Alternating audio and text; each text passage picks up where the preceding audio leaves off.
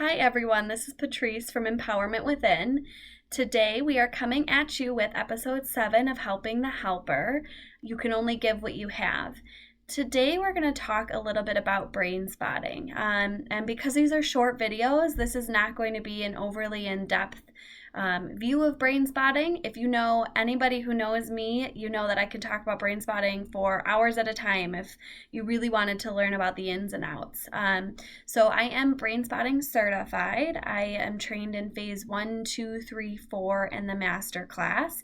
And then I also help out at different trainings in the Milwaukee and Northern Illinois area to help other clinicians in getting trained in brain spotting. So brain spotting is a type of body-based therapy, and the slogan is kind of where you look affects how you feel.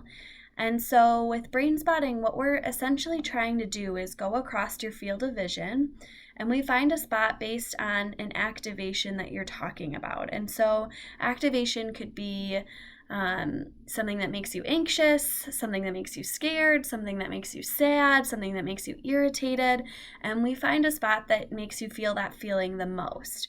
And what happens with brain spotting is that spot is actually an access file. And so it's a file into the lower level parts of your brain so that you're able to go into kind of old written stories that we write about ourselves from a very young age.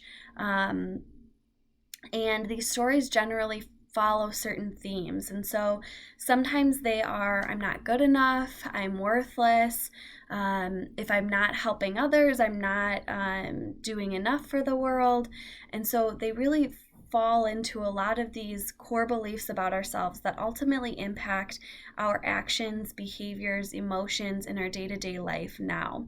So I have a lot of people really surprised because we'll do something very minor that seems not related at all to anything from their past, and quick the brain just links it back and it's like, hey, remember this time, and remember how that kind of stunk and how hard that was. And so really the purpose of this is we want to bypass the top part of your brain, the thinking part, because we can be logical about a lot of different things. But sometimes our feelings aren't always logical. They don't fit into a pretty box. They don't always make sense. Sometimes they seem more extreme than maybe they are meant to be. And so we have to go back into those lower parts of our brain, which is our limbic system and then our subcortical brain, really hold a lot of these old stories that don't always make the most sense. And so when we go into those files, we kind of pull them out, and what we're helping the brain do is reorganize them. And in reorganizing, you'll still have the same memories, but your emotional impact won't be tied to them anymore. You'll be able to make different decisions because your brain will be more aware of how present you are now rather than being triggered by something in your past.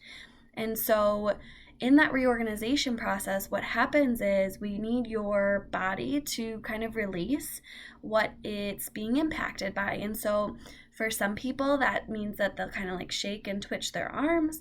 For other people, it means, they might bawl their eyes out. I have plenty of people who silently process for 45 minutes, an hour, and they come out and they feel like they were, shaking constantly, or that they had all these waves of emotion, even though you couldn't really tell anything externally. And so by going into these files and reorganizing them, you're able to live your life more aligned with how you want. You're able to make decisions for yourself, not based on your past anymore.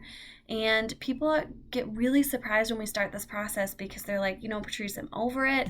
My childhood doesn't matter, or my childhood was great and nothing was the matter. And we start kind of flipping over some of these rocks, and people get kind of surprised at what's underneath and what's really impacted them. This process can be challenging and really tough because we're kind of taking a look back at a lot of these painful parts of our life so that we can find some internal resolution, which means that we won't necessarily get our answers from other people. And that's kind of why I've waited until this point to have this discussion, because we spend a lot of time trying to get justice or get answers or, have things changed through external people when really what can make the biggest change is if we work on ourselves internally.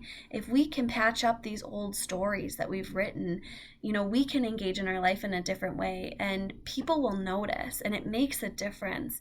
When people can see how you've really, really changed from the inside out and the way you engage in the world in such a different way, it really changes, how they kind of want to act and how they want to start to move forward. So, brain spotting I use with almost every single one of my helpers, because after we've gotten through this portion of, dealing with some of their old past and some of the really painful young stuff, we go on to this next layer of people occasionally come in just so they can kind of clear out what feels like has been stuck. When we see people day in and day out, or we're helping people who are struggling, or we're a caregiver and we feel like we're constantly on call, that's a lot of negative and kind of stressful energy that we pack inside. And if we don't have a way to release it, then what it does is it ends up starting to make some of those poor wiring in our brain that makes us feel more negative, makes us feel more worn out, makes us feel more pessimistic, So if you're noticing those things within yourself, I'd strongly encourage you to find a brain spotting therapist, even just so that you can start working on clearing some of that energy out. And my fair warning for everybody is that once you start clearing that energy out, if you haven't done your own previous work and you haven't cleared out a bunch of this old stuff, that's going to naturally come up in this process. And it can be really scary, and it can be, tough, but speaking from experience, it's well worth it. I never thought that I would be the age I am, starting my own business, putting out YouTube videos. If you would have asked me 3 years ago, oh yeah, you'll put out a whole series and you'll talk to a camera by yourself and people will watch it, I would not have believed you one bit.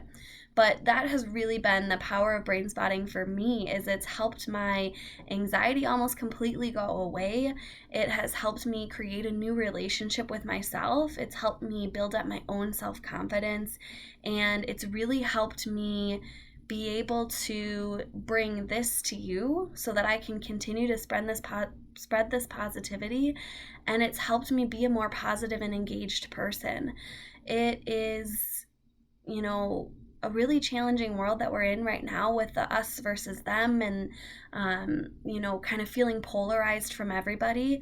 And I would have to say that for myself, what brain spotting has really given me is the ability to stay in a compassionate place while a lot of people sit in pain. And what that means is I can show up differently with my clients.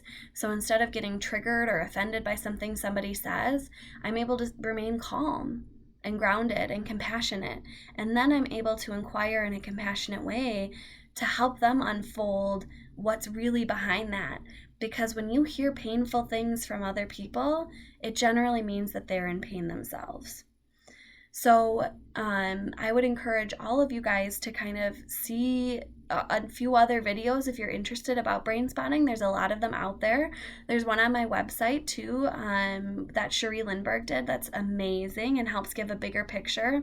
And you really have a hard time conceptualizing it before you experience it, because it's such a different way of engaging in therapy. It really is about you healing you and simply having somebody there with you to kind of hold that space with you and to be there with you in that pain so you're able to process through it.